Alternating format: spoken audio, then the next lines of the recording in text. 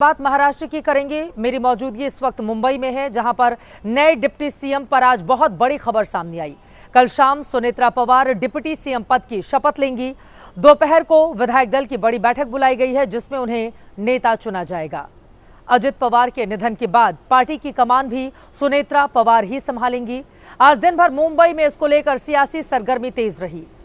परसों ही विमान हादसे में अजित पवार का निधन हुआ था।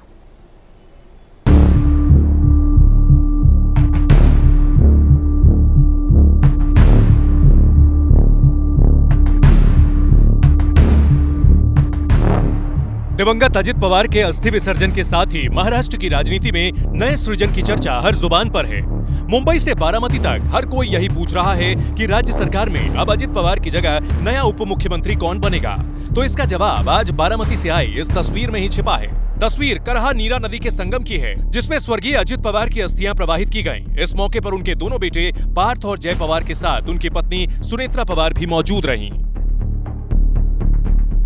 अजित पवार के निधन के तीसरे दिन की विधि पूरी होने के बाद अब उस विधान की चर्चा तेज है, जिसमें महाराष्ट्र ही नहीं पूरा देश जानना चाहता है कि क्या देवेंद्र फडणवीस सरकार में अजित पवार की जगह अब उनकी पत्नी सुनेत्रा पवार ही डिप्टी सीएम बनेगी। तो इसका जवाब है, सुनेत्रा पवार का महाराष्ट्र की उप मुख्यमंत्री बनना तय हो चुका है और वो इस सूबे की पहली महिला डिप्टी सीएम बनने जा रही हैं। इससे पहले लगातार दूसरे दिन मुंबई में एनसीपी के कार्यकारी अध्यक्ष प्रफुल्ल पटेल, प्रदेश अध्यक्ष सुनील तटकरे, राज्य सरकार में मंत्री छगन भुजबल और पूर्व मंत्री धनंजय मुंडे ने मुख्यमंत्री फडणवीस से मुलाकात की। इस मुलाकात में सुनेत्रा पवार को डिप्टी सीएम बनाने के साथ ही अजित पवार के मंत्रालय, वित्त, उत्पाद और खेल को एनसीपी के कोटे में कायम रखने पर बात हुई। मुख्यमंत्री से मुलाकात में एनसीपी के दोनों धड़ों के विलय पर भी चर्चा हुई। कल हो सकता है क्या सब शपथ विधि से लेकर सारी चीजें,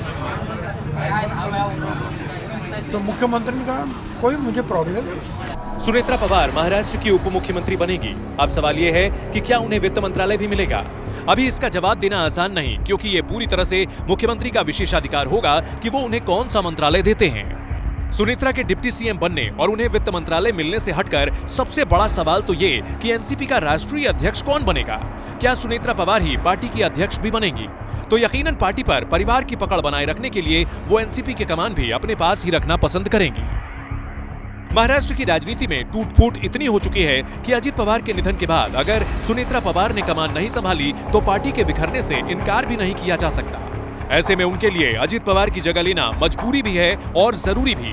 वैसे सुनेत्रा राजनीति में कोई नौसिखिया नहीं है। वो 2024 से राज्यसभा सांसद हैं। बारामती से पिछला लोकसभा चुनाव लड़ चुकी हैं।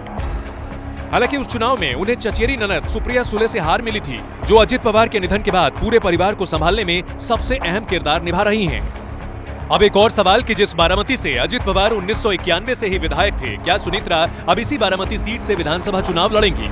तो उप मुख्यमंत्री बनने के बाद 6 महीने के अंदर विधानसभा या विधान परिषद की सदस्यता जरूरी है। सुनेत्रा पवार बहुत सालों से जो है वो राजनीतिक और सामाजिक क्षेत्र से जुड़ी हुई है और ग्राम स्तर से भी जुड़ी हुई है। जो अजित दादा पवार साहब का जो गांव है, मूल गांव जो है वो काटेवाड़ी, वो काटेवाड़ी को पूरे देश का सबसे अच्छा गांव करके उसको पुरस्कार भी मिला था। सुनेत्रा पवार का मायके से लेकर ससुराल तक लंबा सियासी तजुर्बा है। उनके भाई पद्म सिंह पाटिल लंबे समय तक महाराष्ट्र सरकार में मंत्री रहे हैं। पिछले 35 साल से अजित पवार की राजनीतिक पारी में सुनेत्रा पवार का सक्रिय योगदान रहा है। ऐसे में उनके लिए पार्टी संभालना या सरकार में शामिल होना कोई अजूबा नहीं होगा। इन सबके बीच सबसे बड़ा सवाल तो ये कि क्या अजित पवार के निधन के बाद एनसीपी के दोनों धड़े एक हो जाएंगे, क्योंकि उनके करीबी नहीं बल्कि शरद पवार गुट के मुताबिक भी अजित पवार की दिली इच्छा दोनों खेमों के विलय की थी। हो जाएगी कंफर्म है ये? नहीं हो जाएगी, हमारी इच्छा है।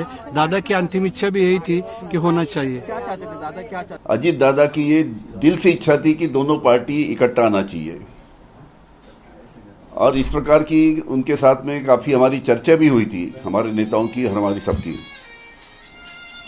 और दिल से चाहते थे कि जल्द से जल्द दोनों पार्टी इकट्ठा आना चाहिए। वो हिसाब से बताया जा रहा है कि विलय की तारीख तक तय हो चुकी थी। 6 फरवरी को जिला परिषद और पंचायत समिति के चुनाव होने थे, जो अब अजित पवार के निधन की वजह से स्थगित हो चुके हैं। 7 फरवरी को नतीजे आने थे और 8 फरवरी को एनसीपी के दोनों धड़ों का विलय होना था। बाकायदा दोनों गुटों में 14 दौर की बातचीत हो चुकी थी। शरद पवार से भी अजित पवार की बात पक्की हो चुकी थी। मुख्यमंत्री देवेंद्र फडणवीस भी एनसीपी के दोनों धड़ों के विलय की चर्चा से वाकिफ थे। लेकिन इससे पहले अजित पवार का विमान हादसे में निधन हो गया। अब सवाल यह है कि अगर विलय हुआ तो एकजुट एनसीपी की कमान भी सुनेत्रा पवार ही संभालेंगी या फिर ये जिम्मेदारी सुप्रिया सुले को मिलेगी।